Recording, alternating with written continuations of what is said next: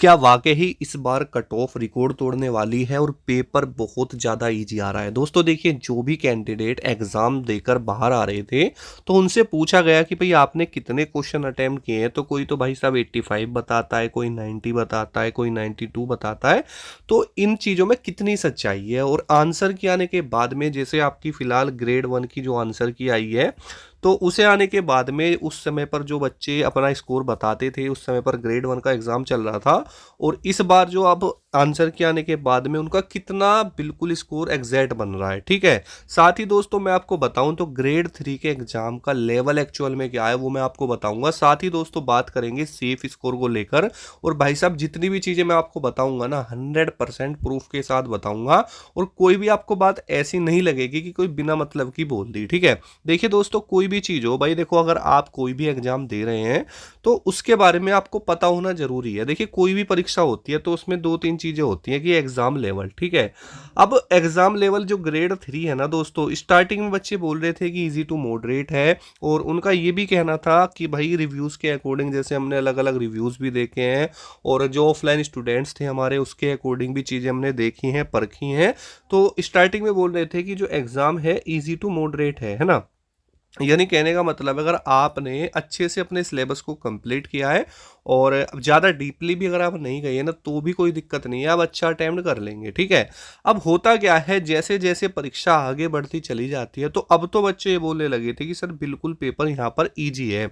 यानी जो साइंस पूछी जा रही है वो भी आपकी ग्रुप डी के लेवल से ऊपर की आ रही नहीं है। ठीक है, यानी कहने का मतलब है कि जो ग्रुप डी में आपकी साइंस आई थी ना, उससे भी डाउन साइंस आपकी यहाँ पर पूछी जा रही है। तो इसी वजह से बच्चों का जो अटेम्प्ट है वो 90 प्लस बन रहा है।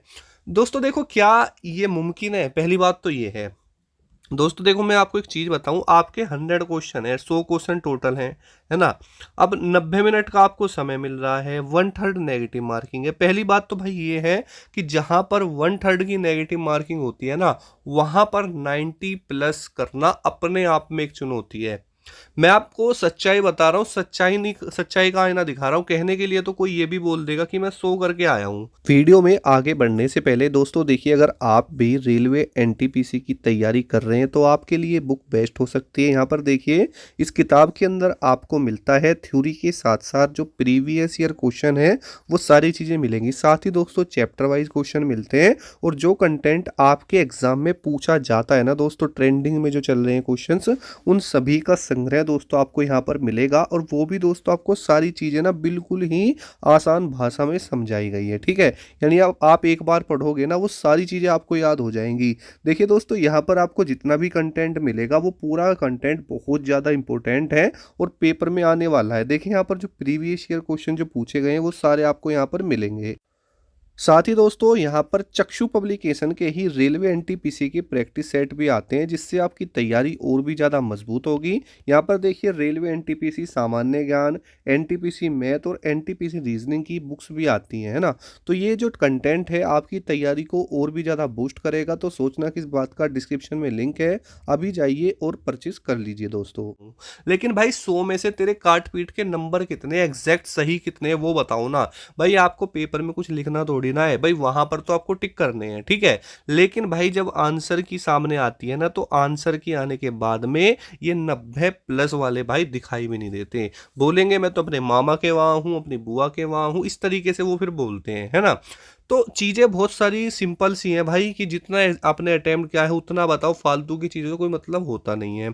कोई भी एग्जाम हो, उसकी जो कट ऑफ डिपेंड करती है, उसके कुछ फैक्टर्स होते हैं, जैसे आपकी वैकेंसी, दूसरा आपका एग्जाम लेवल। ठीक है, इस तरीके से कुछ दो तीन फैक्टर्स होते हैं। अब एक डाउट और भी है कैंडिडेट्स का कि भाई जब सब 90 प्लस बता रहे हैं तो इस बार तो कट ऑफ रिकॉर्ड तोड़ देगी हिसाब से, क्योंकि नॉर्मलाइजेशन भी तो होगा।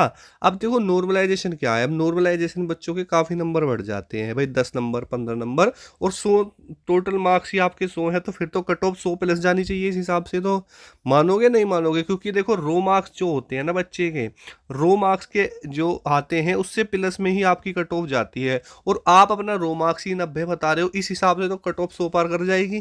कर जाएगी? नहीं कर जाएगी। तो ये भाई बिल्कुल बकवास बातें हैं। मैं आपको एक चीज सच्चाई बताऊं ना, जो आपको क्वेश्चन है, चाहे पेपर भाई कितना ही इजी हो या कितना ही मॉडरेट हो, ठीक है। फिर भी भाई 90+ करना बहुत बड़ी बात है, और खासकर रेलवे, ठीक है। इस बात को आप ध्यान से समझ लो, क्योंकि देखो मैं आपको बताऊं, ग्रेड 1 की अभी आंसर की रिलीज हुई है, आप उसे उठा के देखो, बच्चों का जो एवरेज बन रहा है ना शिफ्ट का भी, भाई एक एक शिफ्ट का 2-2 हजार बच्चों का जो वहां पर मार्क्स पता चल रहे हैं, तो 36-40 इस तरीके से एवरेज मार्क्स बन रहे हैं। अगर 36-40 की मैं बात करता हूँ, तो सभी बच्चों के अगर मान के चलो तो वही 70 के आसपास का अटेम्प्ट आएगा, ठीक है। तो बात को समझो जो मैं आपको समझाना चाहता हूँ। दोस्तों देखो, रो मार्क्स अलग होते हैं। रो मार्क्स का मतलब होता है जो आप पेपर दे के आए हैं, आपने क्वेश्चंस को अटेम्प्ट किया है, काट पीट के जो आपके बन रहे हैं। 1/3 नेगेटिव मार्किंग है, तुक्के मारने का भी कोई फायदा नहीं है। मैंने आपको ये चीज़ पहले ही समझाई थी। और दूसरी चीज़, बच्चे क्या गलती करते हैं एग्जाम के अंदर, मैं बताऊं, बहुत सारे बच्चे तो ऐसे भी हैं जो कि पेपर को पूरा भी अटेम्प्ट नहीं कर पाते। रीजन सबसे बड़ा है, रेलवे के अंदर में क्वेश्चन आते हैं ज़्यादातर, ठीक है। अब होता क्या है, उसने पहले क्वेश्चन पहला कर दिया, दूसरा कर दिया, तीसरा भी कर दिया, अब चौथे पे जाके वो अटक गया, 10 मिनट उसने यहीं पर अपने लगा दिए, है ना। तो इस तरह की गलती बहुत सारे स्टूडेंट कर रहे थे, और करी भी है, और उन्होंने बताया भी है कि हम पेपर के लास्ट क्वेश्चन तक भी नहीं पहुंच पाए हैं, ठीक है। तो एक पेपर की तैयारी करना अलग बात होती है, पेपर को अटेम्प्ट करना अलग होता है, और जहां पर बच्चे 90+ बता दें, ये बकवास नहीं तो भाई और क्या है, ठीक है।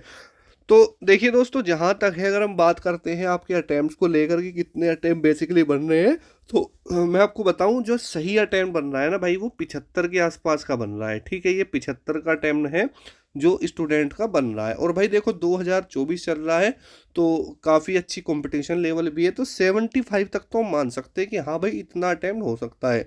लेकिन 100 नंबर के पेपर में जहाँ 1/3 नेगेटिव मार्किंग हो, वो 90 आप बता रहे हो, वो भी अटेम्प्ट, और वो भी भाई एक बच्चा नहीं, लगभग सारे भाई 90, 85 ने, फिर तो यार कट ऑफ 100% प्लस से ली जाएगी, ठीक है। तो ऐसा नहीं है भाई, देखो मैं आपको बताऊं, अगर आप जनरल कैटेगरी में हो, और लगभग दोस्तों आपका यहाँ पर 72 से 75 के आसपास अटेम्प्ट रहा है, ठीक है, इतना क्वेश्चन के आसपास, तो आप 100% सेफ अपने आप को मान सकते हैं। उसके अलावा जो ओबीसी कैटेगरी है और ईडब्ल्यूएस है, ये भी लगभग 70 से 73 क्वेश्चन। उसके अलावा एससी की दोस्तों अगर बात करें तो 67 से 70 क्वेश्चन, और एसटी की बात करें तो लगभग 62 से 64 क्वेश्चन के आसपास वाले बच्चे मेरे अकॉर्डिंग दोस्तों यहाँ पर सेफ हैं। बाकी आप कमेंट सेक्शन में कमेंट करके ज़रूर बताना कि आपका क्या मानना है, और जो जो चीज़ें मैंने आपको बताई हैं क्या सही हैं, ठीक है। अब देखो सारी चीज़ें आप ही वो कंसीडर करोगे, ठीक है। कमेंट करके जरूर बताना। तो मिलते हैं नेक्स्ट वीडियो में। जय हिंद, वंदे मातरम दोस्तों।